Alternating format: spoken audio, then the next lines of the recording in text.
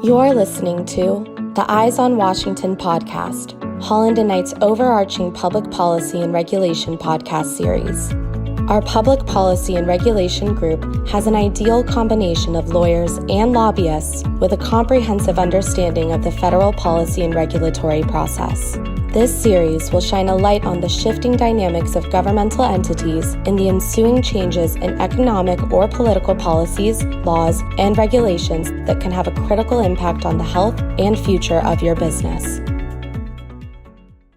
Hello, and welcome to the second in our four-part series on the year ahead in carbon markets. I'm Andy Kriha. I'm an associate at Holland and Knight in our Washington, D.C. office, and I'm joined today by Alex Holtan, a partner in our Washington, D.C. office. Our first podcast was about the renewable fuel standard, and today we will be talking about state and regional cap and trade programs. Our agenda includes the launch of the new Washington State Cap and Invest program, which came into effect on January 1st of this year, the proposed cap and trade program in New York, the status of Pennsylvania and Virginia's participation in the Regional Greenhouse Gas Initiative, or RGGI, and the status of California's cap and trade program following the release of California's 5-year scoping plan in December of last year. So let's begin with Washington State. As I mentioned, Washington State's Cap and Invest program took effect on January 1. This is going to operate very similar to California's existing cap and trade program and most cap and trade programs in existence, in that it will set a certain number of allowances that represent 1 ton of emissions, and those will be mostly distributed through auctions. The first allowance auction is February 28th of this year. The application deadline for that has already passed. So anybody interested in participating that has not already applied can get in on the second auction, tentatively scheduled for May 31st of this year, with a May 1st application deadline. Participants register through the SITS system or KITS system, which is the same as California and other Western Climate Initiative states, although the programs are not yet linked. Yeah, Andy, on that, I think we've had a number of clients apply to participate in that first auction in Washington. And they've found the application process and timeline very reasonable so far. And the staff at Ecology have been great to work with. And, they managed to get up and running with their KISS accounts in Washington in a matter of weeks to maybe 2 months. You compare that with California, and I know we'll touch on California later, which has had a lot more interest given the size of the market historically. Their current applications are taking months, if not close to a year, for voluntary participants, for people who enter the market just to trade. So, quick overview of the program. It's extraordinarily similar to the California program, and the reason for that is that there is an intent to link with California and Quebec at some point in the future. Although that has not happened yet, they want to get their feet under them first and understand how this program is going to work before joining the larger market. The program aims to reduce emissions to 45% below 1990 levels by 2030 and 95% below 1990 levels by 2050. So what that means is there's going to be much more aggressive reductions in the first 7 years of the program, and then it'll level off a little bit, still reducing each year, but not by the same amount. It covers approximately 75% of all emissions sources in the state, including most businesses that generate over 25,000 metric tons of carbon dioxide equivalent per year. One note is that landfills were exempted by separate legislation that was passed after the bill. They now participate in their own landfill-specific methane program. In addition, natural gas and electric utilities and some designated trade-exposed entities are provided free allowances to minimize the impact to consumers on prices. Beyond those that are given out for free, all other allowances are auctioned at the quarterly auctions that we've already discussed. There is a price containment mechanism that sets a floor and a ceiling on auction prices each year. Each year, those prices rise 5% above inflation. And then allowances can be traded among both obligated and non-obligated entities. Carbon offsets also represent a portion of the program as an alternative to allowances. Carbon offsets are produced under approved protocols and can be used to cover a small percentage of obligations which we will describe further below. But before we dig into offsets, which really represent the biggest difference between the Washington and California programs, Alex, is there anything else that we need to consider when it comes to trading?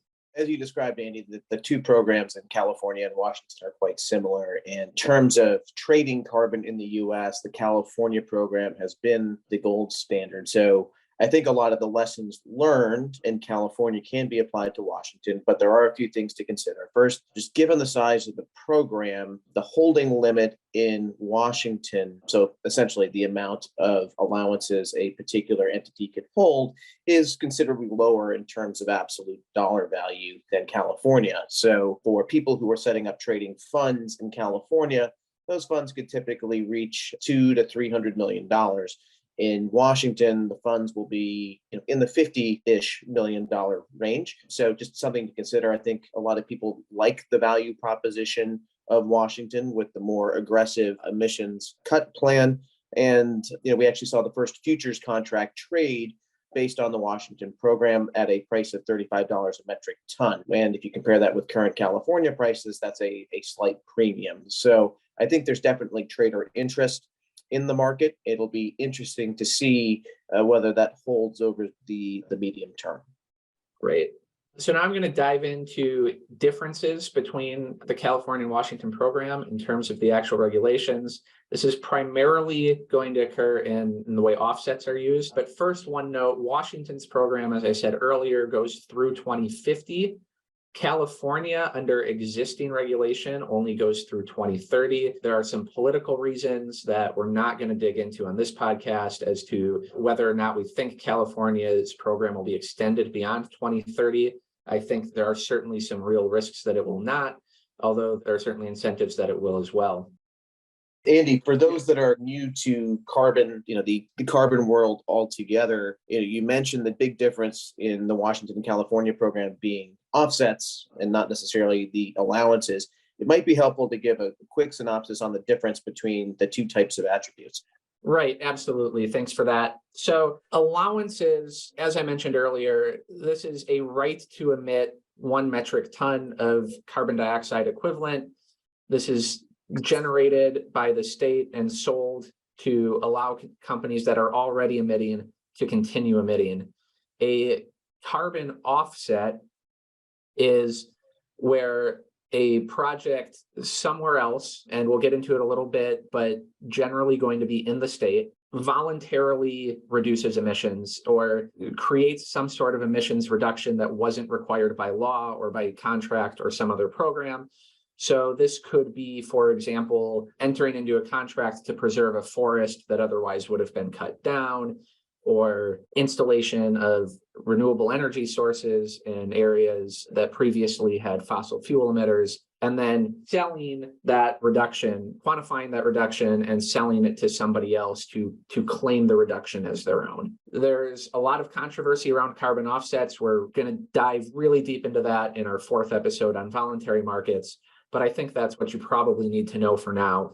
And because of the controversy around offsets, they're fairly limited in how they're allowed to be used in the programs. So California right now allows 4% of any company's obligation to be met through the use of offsets as opposed to allowances. California seems to be somewhat confident that more higher quality offsets will be available in the future.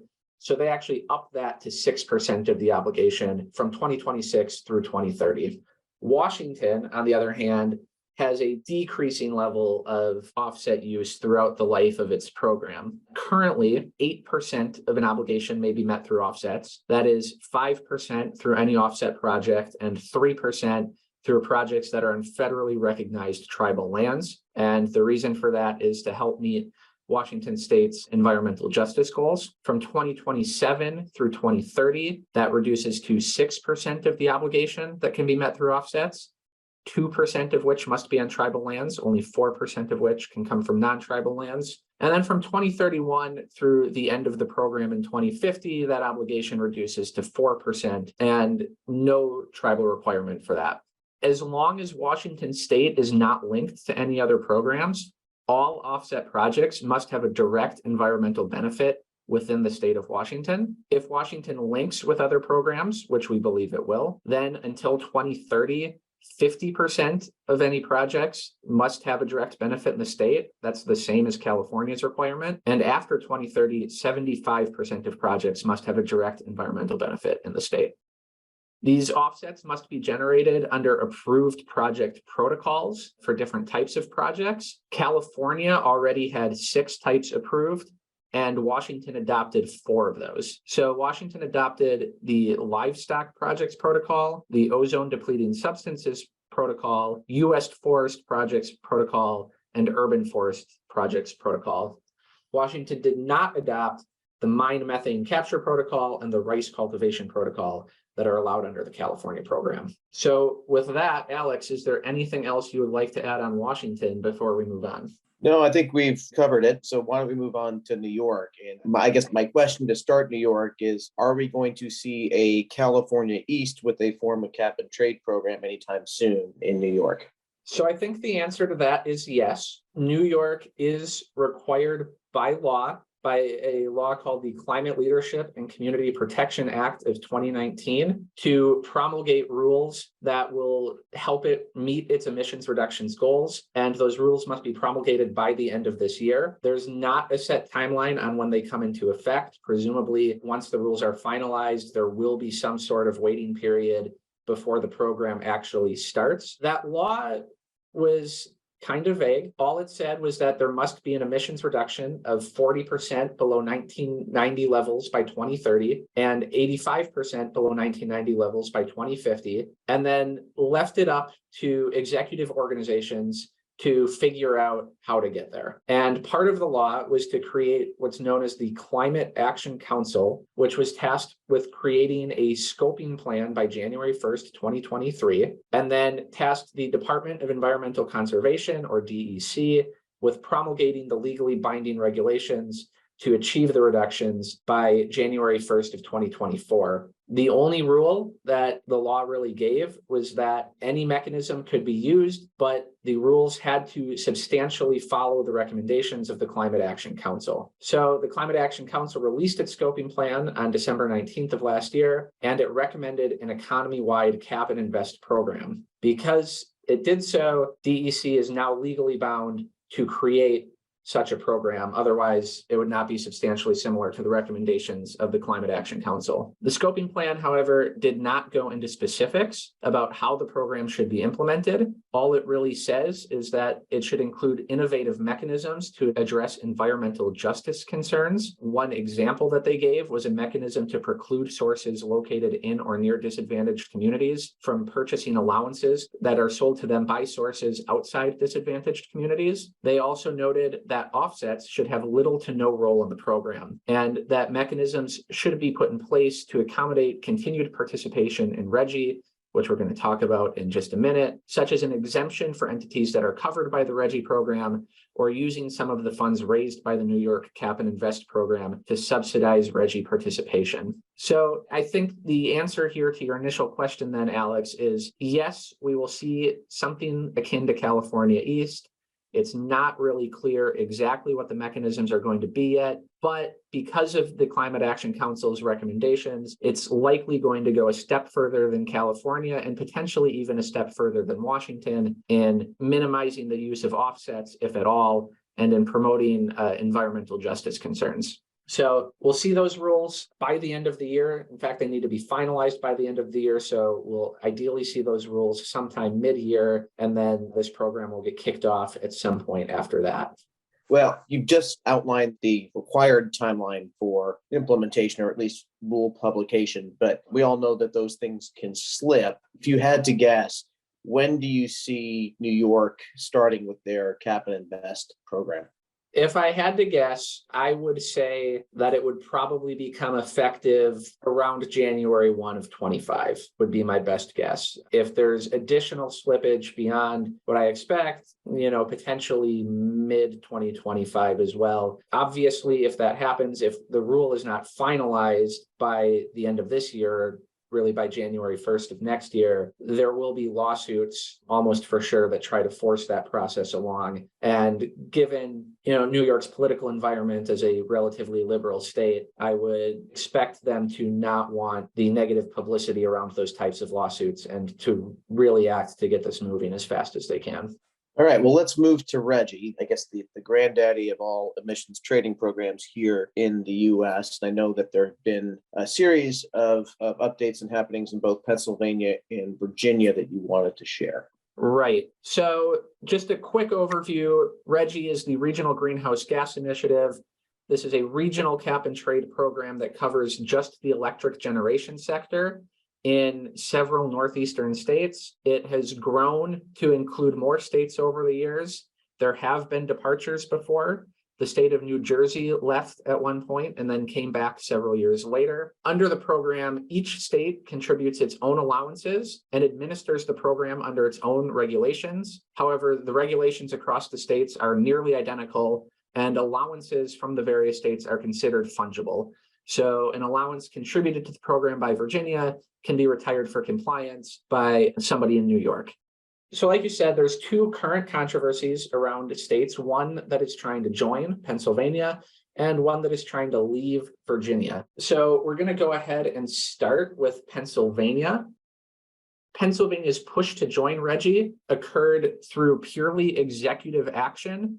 The Democratic governor of the state, Tom Wolf, whose term just ended, directed his Department of Environmental Protection to join the RGGI program. This was purportedly done under statutory authority from Pennsylvania's Air Pollution Control Act, which gives the Department of Environmental Protection authority to set maximum quantities of air contaminants and to collect any fees that are necessary to implement its programs. There are currently 3 separate lawsuits that are challenging various procedural and substantive aspects of the program with no set time frame for a decision. Ultimately, we believe that the procedure was fine and that this is going to be determined on the substantive issue of whether the amounts that would have to be paid by companies to purchase allowances would represent a fee, which the Department of Environmental Protection is allowed to collect, or a tax, which the Department of Environmental Protection is not allowed to collect. There's reasonable arguments on both sides of this issue. I think if I had to take a stance based on the reading that I've done, my personal view is that it probably does look more like an allowable fee, but really this is going to come down to the views of individual state judges in Pennsylvania. We don't have experience with state judges in Pennsylvania, so it's very difficult for us to prognosticate on whether or not Pennsylvania is going to be allowed to join. Despite there not being a formal timeline, we would expect a decision from the lower court probably in the first half of this year. 2 of the 3 cases had their oral arguments in the fall. 1 case has yet to have its oral arguments. After those happen, there will probably be a decision relatively quickly. But regardless of the outcome, there's going to be an appeal to the state Supreme Court. And so it's entirely possible that there's not resolution of these lawsuits this year. However, that said, all of the administrative procedures required to implement the rules are in place. So as soon as there's favorable resolution from the highest court, if there's favorable resolution, Pennsylvania will be able to join RGGI in fairly short order and most likely, depending on the timing, be able to participate in the next available auction after a favorable ruling. So if that does come down this year, it is entirely possible that we see Pennsylvania join the program already, potentially 3rd quarter or 4th quarter of this year. So on to Virginia. Virginia joined RGGI following a 2020 law that expressly authorized the Department of Environmental Quality to implement a regulation to join. At the direction of Governor Glenn Youngkin, the Air Pollution Control Board recently voted to repeal the state's RGGI regulation, launching an administrative repeal process that is expected to be complete in time for the state to exit RGGI by the end of this year. There is a complicated administrative process that Virginia goes through, so there has already been 1 public comment period on this rule. By the time this podcast is posted, a 2nd public comment period will have opened on January 30th and will remain open through the end of March. That said, Many people believe that the exit from the program is illegal and must be completed via legislative process as opposed to executive action. The move cannot be challenged in court, however, until a repeal rule is finalized. I will note briefly here that Republicans in the legislature of Virginia did attempt to pass a law to repeal it to avoid these likely court challenges. And just 2 days ago, as of this recording, that bill died in committee. So they are now moving full steam ahead on the administrative action, and there will be court challenges. The legal argument centers on 2 back-to-back sentences in the authorizing legislation. The first says that the Department of Environmental Quality is authorized to establish, implement, and manage an auction program to sell allowances into a market-based trading program consistent with RGGI. So where the law there just uses the word authorized to establish, the Republican administration has argued that that is not a mandate to join the program, but just an allowance to join the program. And so the executive branch is able to come and go at will. The next sentence, however, states the Department of Environmental Quality shall seek to sell 100% of all allowances issued each year through an allowance auction, unless the department finds that doing so will have a negative impact on the value of allowances and result in a net loss of consumer benefit. So supporters of RGGI in the state have argued that the requirement that the department shall seek to sell allowances does in fact create a mandate for the state to join RGGI, and thus only legislative action can repeal it. This is a very interesting argument that has come about due to what in hindsight was clearly poor drafting by the legislature that passed this law. Like with Pennsylvania, this is a close call due to the ambiguity of the statute. That's ultimately going to come down to the views of independent state judges. So we don't hold a view at this time as to whether or not Virginia will be allowed to leave the program. However, barring intervention of the courts, Virginia is expected to exit at the end of this year.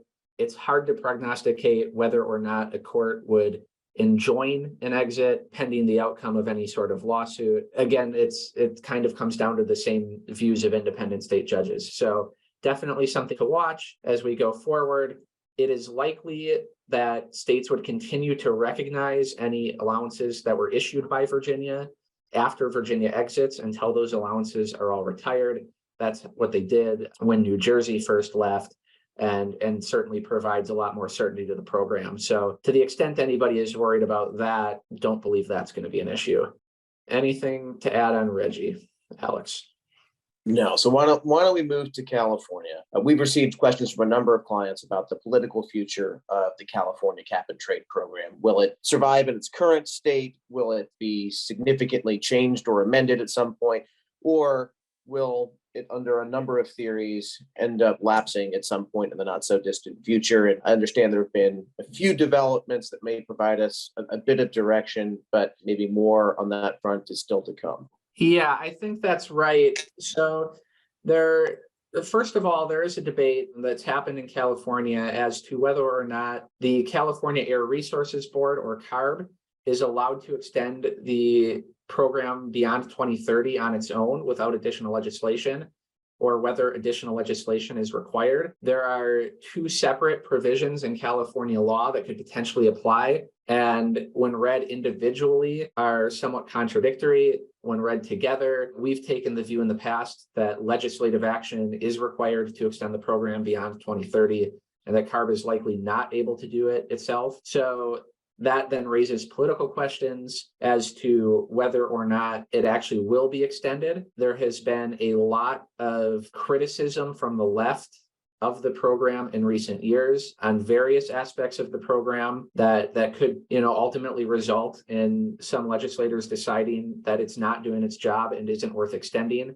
Definitely going to be more to come. One of the big reasons for that is that after the last extension, there were a lot of allowances banked, and the allowance bank is now very high, which allows allowances that were generated in the past to be used in the future instead of direct reductions in the future. So that's gotten a lot of criticism. California recently took the stance that excess allowance bank is going to be exhausted in the fairly near future, so they don't see it as big of an issue, but definitely a lot to come.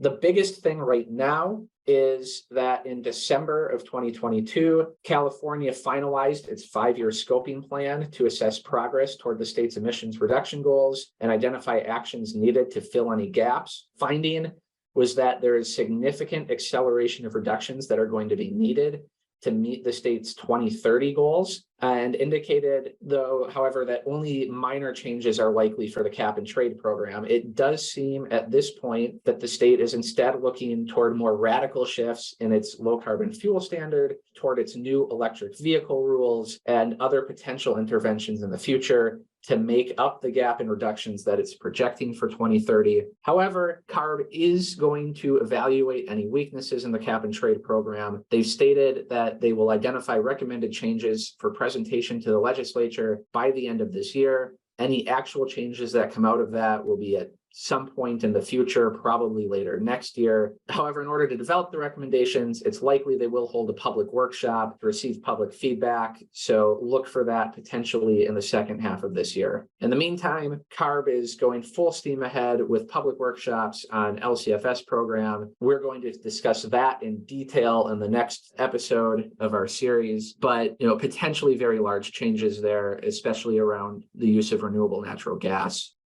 Anything else on California, Alex?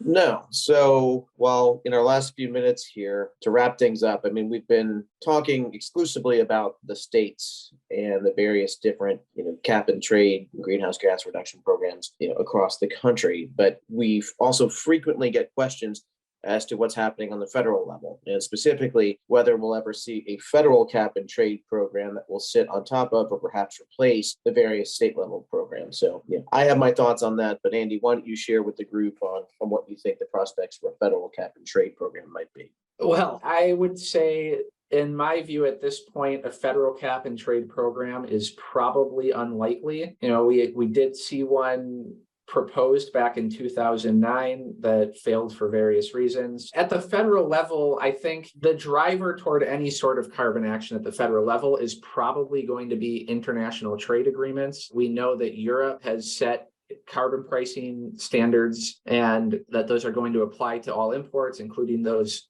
that come from the US, and that for the US to obtain favorable treatment, it's probably going to need its own carbon pricing mechanism. Some sort of a border adjustment would definitely be in play. And in order to have a successful border adjustment, there would also need to be an internal domestic carbon price in order to not violate WTO rules and make that all work. That's probably, if it happens, going to be a carbon tax as opposed to a cap and trade, in my view. I don't see any near-term movement on that, though. Definitely welcome your thoughts.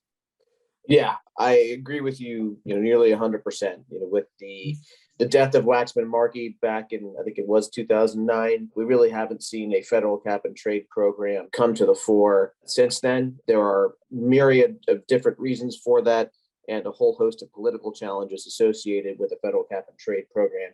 And, I think any form of federal action on this type of program is going to be in response to Europe's CBAM, the carbon border adjustment mechanism, which is the import tax that Andy was talking about. Just one variation on how that might get done in the U.S. Carbon tax, or setting a federal price of carbon, would be setting the price of carbon would be required. A tax would be the easiest way to do that, but also comes with a lot of political hair. So one idea that had been floated internally within the administration within the last year was trying to perhaps quantify the cost of compliance with the various different federal environmental regulations to try to come up with a cost of carbon that way, and to use that as the basis of any sort of border adjustment we would put in place here in the U.S. So more to come on that, but we'll see what happens. Great. Well, thank you for joining us for this episode, and we look forward to having you come back for episode 3, which is going to cover state low carbon fuel standards. Thank you.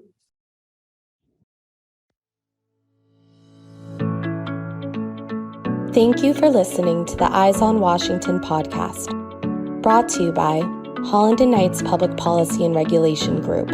For more information on our Public Policy and Regulation Group, please visit hklaw.com/ppr.